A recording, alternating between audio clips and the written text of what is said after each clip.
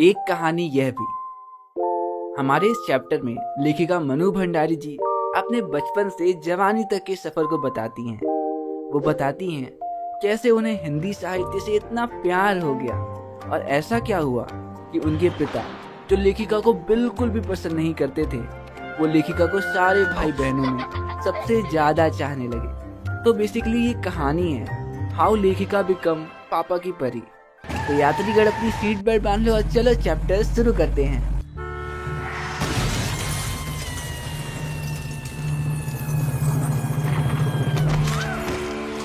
कहा था ना सीट बेल्ट बांध लो। अच्छा, हमको सिखा रिया है। लेखिका बताती हैं शुरुआत में हम इंदौर में रहा करते थे। वहाँ हमारे पिता बड़े ही संपन्न और प्रतिष्ठित व्यक्ति थे। कांग्रेस पार्टी से जुड़े होने के साथ साथ वे समाज सेवा से भी जुड़े थे, लेकिन बिजनेस में किसी अपने के द्वारा धोखा दिए जाने पे वे आर्थिक मुसीबत में फंस गए और पैसे ना होने की वजह से वो घर कारोबार सब बेच के मध्य प्रदेश के इंदौर शहर से राजस्थान के अजमेर में आ बसे। अजमेर में उन्होंने बहुत से बिजनेस किए, लेकिन नाकामी के अलावा उनके हाथ कुछ भी नहीं लगा। और वो व्यक्ति जो कभी बहुत ही पॉजिटिव हुआ करते थे, धीरे धीरे वो बेहद ही जिद्दी और क्रोधी होते चले गए और बिना बात के ही अपना गुस्सा हमारी माँ और हम पर निकालने लगे।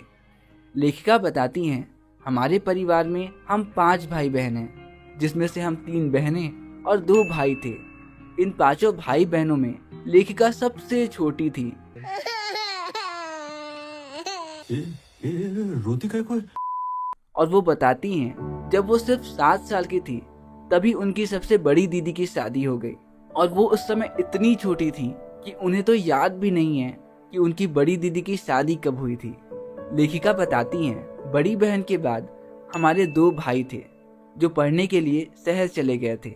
अब घर में बची 2 बहनें, एक तो लेखिका और दूसरी उनकी बड़ी बहन सुशीला। लेखिका बताती हैं बचपन में वो बहुत ही काली थी और उनकी बड़ी बहन सुशीला लेखिका के मुकाबले काफी गोरी थी, जिस कारण उनके पिता हमेशा उनकी तुलना लेखिका से किया करते थे और हमेशा उन्हें नीचा दिखाया करते। लेखिका बताती हैं इस हीनता की भावना ने ही कहीं न कहीं उनके दिल में कुछ बड़ा कर जाने की, कुछ बड़ा बनने की लगन उत्पन्न की। और स्कूल के उन दिनों में उन्होंने बहुत सी उपलब्धियां हासिल करी, परंतु इससे भी कुछ फर्क नहीं पड़ा। लेकिन जब उनकी बड़ी बहन सुशीला की भी शादी हो गई तो अब लेखिका 5 भाई बहनों में घर में बिल्कुल अकेली थी। तो उनके पिता का ध्यान आखिरकार लेखिका पे केंद्रित हुआ और पिता ने लेखिका को समझाया कि रसोई में समय खराब मत करना, और उन्होंने ही लेखिका को देश दुनिया का हाल जानने के लिए प्रेरित किया। और जो कि लेखिका के पिता कांग्रेस पार्टी के साथ जुड़े हुए थे, तो उनके घर में अक्सर ब्रिटिशर से छुप छुप कर राजनीतिक पार्टियों की मीटिंग्स हुआ करती थी। लेखिका के पिता उन्हें भी बहस में बैठाते और उन्हें भी अपनी बात रखने को प्रोत्साहित करते, जिससे उनके अंदर भी धीरे धीरे देशभक्ति की भावना जगती चली गई।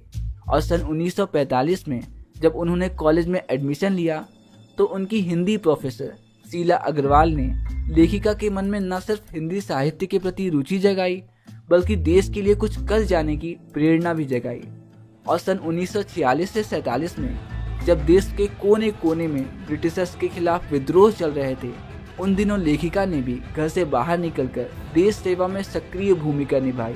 वो हड़ताल, जुलूस और भाषणों में भी भाग लेने लगी और धीरे धीरे उन्हें देख कॉलेज की और भी छात्राएं उनसे प्रभावित होने लगी और वो भी हड़ताल और जुलूसों में हिस्सा लेने लगी। अब इसे देख कॉलेज के प्रिंसिपल को रहा नहीं गया और प्रिंसिपल ने उनके पिता को बुलाकर शिकायत की और कहा कि वो कोई एक भी वजह बता दें जिससे वो लेखिका को कॉलेज से ना निकालें। वो न सिर्फ हड़ताल, जुलूसों और भाषणों में हिस्सा लेती हैं, बल्कि बाकी सभी स्टूडेंट्स को भी इन्फ्लुएंस करती हैं। और आज तो ये हालत हो गई है कि उनके एक इशारे से कॉलेज के सारे बच्चे इकट्ठे हो जाते हैं। अब ये सुनकर लेखिका के पिता क्रोधित होने के बजाय खुश हो गए और उन्होंने कहा हमारे देश को आज़ाद करने के लिए ऐसे ही तो लोगों की ज़रूरत है। जिसे सुन प्रिंसिपल भी कुछ नहीं कह सके और लेखिका के पिता गर्व से सीना चौड़ा करके कॉलेज से वापस आ गए। लेकिन एक बार की बात है जब लेखिका अजमेर के एक व्यस्त चौराहे में भाषण दे रही थी जिसे उनके पिता के दोस्त ने सुन लिया और घर आकर उन्होंने उनके पिता के कान भरने चालू कर दिए और कहा, तुम्हें शर्म आनी चाहिए, तुम्हारी बेटी को मान मर्यादा का कुछ लिहाज है या नहीं? लड़की होने के बावजूद भी सारे समाज के सामने ऐसे भाषण देना, लड़कों के साथ रैलियां करना, जुलूस निकालना भला शोभा देता है क्या? ये सारी बातें सुन लेखिका के पिता आग बबूला हो गए। लेकिन लेखिका के घर पहुंचने से पहले ही उनके पिता के बेस्ट फ्रेंड घर पहले ही पहुंच चुके थे और उन्होंने लेखिका की बड़ी तारीफें की और कहा, तुम्हें पता है मैं अभी तुम्हारी बेटी का भाषण सुन के आ रहा हूँ, तुम्हें तो गर्व होना चाहिए अपनी बेटी पर। अब अपने दोस्त से अपनी बेटी की इतनी तारीफें सुनकर उनका मन आखिरकार शांत हो गया। और जब लेखिका घर पहुंची और उनकी माँ ने उन्हें सारी बात बताई तो वो तो डर ही गई थी। अगर उनके पिता के बेस्ट फ्रेंड नहीं आते तो पता नहीं क्या ही होता। खैर सन 1947 में मई के महीने में कॉलेज ने लेखिका के समेत 2-3 छात्राओं को एडमिशन देने से इनकार कर दिया और उनकी हिंदी प्रोफेसर शीला अग्रवाल को भी कॉलेज से निकाल दिया।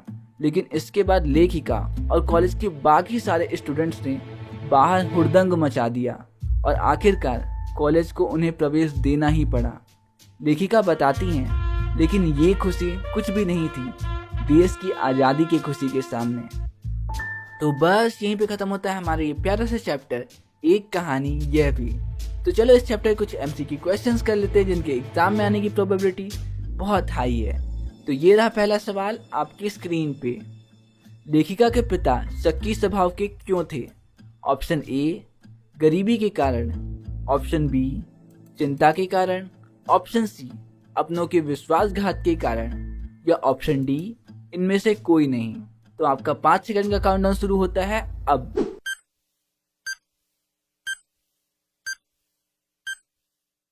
और सही जवाब है ऑप्शन सी अपनों के विश्वासघात के कारण। और ये रहा अगला सवाल आपकी स्क्रीन पे। लेखिका के पिता राजनीति के साथ साथ और किन कार्यों से जुड़े हुए थे? ऑप्शन ए शैक्षणिक, ऑप्शन बी समाज सुधार, ऑप्शन सी लेखन या ऑप्शन डी इनमें से कोई नहीं। तो आपका 5 सेकंड का काउंटडाउन शुरू होता है अब।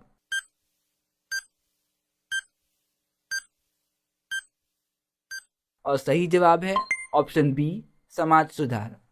और ये रहा आखिरी सवाल आपकी स्क्रीन पे। लेखिका के व्यक्तित्व को बनाने और बिगाड़ने में किसका योगदान रहा है?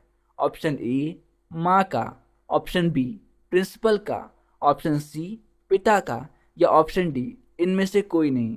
तो आपका 5 सेकंड का काउंटडाउन शुरू होता है अब।